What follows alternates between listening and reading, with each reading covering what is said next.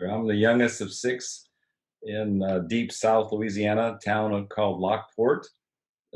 Population 2,500. What parish? And Lafourche, I just Lafourche love Parish. hearing that. It's just it's like eating bibimbap. I ordered because I like saying it. I love it. Okay, keep going. Lafourche Parish. I'm the youngest of six. I was 5 years after my last brother, so I think I was probably a mistake, and I'm glad I made the cut.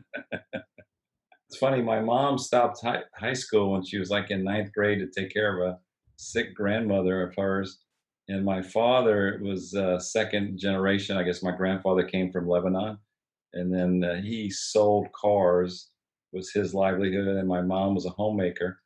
And the unfortunate thing in my life is that my dad had a heart attack when I was 12, and my mom, to her credit, she went and got a GED, and she got her first job as a sitter in working at a hospital in the evenings.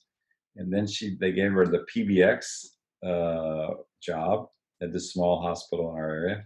And then one of my brother's friends was a dentist, and she eventually became a dental assistant. Yeah, so it sounds like your mom dropping out of high school to take care of a sick relative. That's maybe where you get your strong sense of family and community comes from. The hallmark characteristic I knew about George Joseph was that he was somebody in recovery that had got sober, then went to jail. Usually it's the other way around. People have negative consequences, they're in jail, they think about like, okay, this is like the worst thing I'm going to get. Well, George got sober, and then there was like a delayed.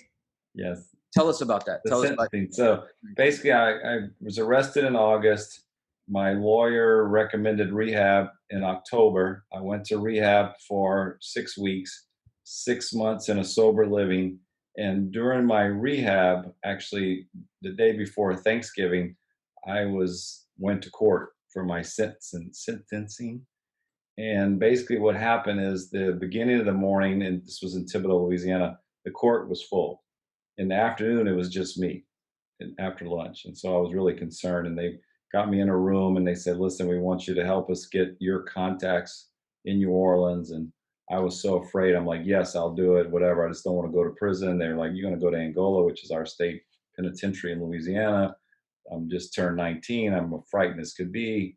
I weigh about 120 pounds. I mean, it was a bad situation. And fortunately, I went back to rehab that night, and the next day was Thanksgiving Day. And the counselor, which now they don't like to work during holidays, but thank God my counselor worked that day. And she talked to me, and she really helped me to understand the importance of finishing my recovery, not putting myself in that lifestyle, because I wasn't fully committed to recovery at that point. I was in partly wanting recovery, but partly just trying to not be in trouble. And she really it was a spiritual experience, because she said whatever she told me that day made a lot of sense. And I said, yeah, I'll take my chances, and if I have to go to jail, I have to go to jail. And so I finished my rehab. I went to my sober living, and at the end of my sober living, I had to go do a year sentence. And it wasn't bad. It was in like a Mayberry RFD jail. It was work release. And really, after about 2 months, there were so many people on my behalf, calling the sheriff, calling the judge, that they released me.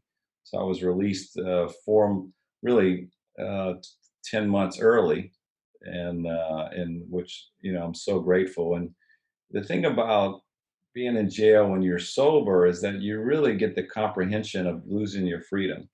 Kind of like we're dealing with in this virus. You lose your freedom, and you don't realize how free you are until you lose your freedom, and how grateful you are. And so I think it was a turning point for me in my life to be of more of service after being locked up.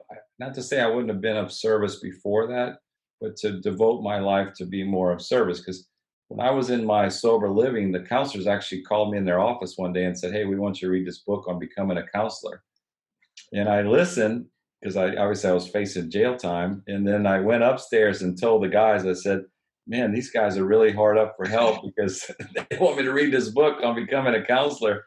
I said, I see the kind of cars they drive and the BS they put up with. And I said, there's no way I'm going to do that. And ended up where I became a counselor. I got a license and became a drug and alcohol counselor. When George, when I came to work for you, I think in the first week, you took me to one of the big managed care. I think it was United. It was like just this huge building, and I feel like I'm going to war. I'm going into the enemy's turf. And we walk in this huge room, lots of cubicles where they have all the phone staff answering phones.